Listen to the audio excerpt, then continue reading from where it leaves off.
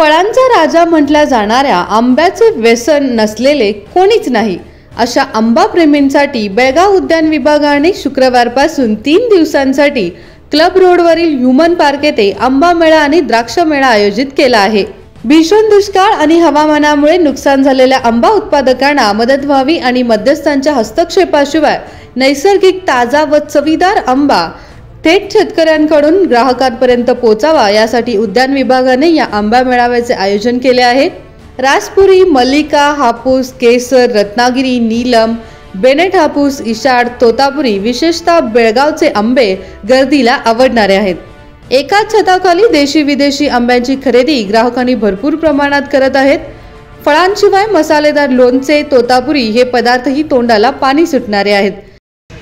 तुमच्याकडे कुठलं आंबा आहे का? आंबा आहे, आंब्याची व्हरायटी केशरच आहे।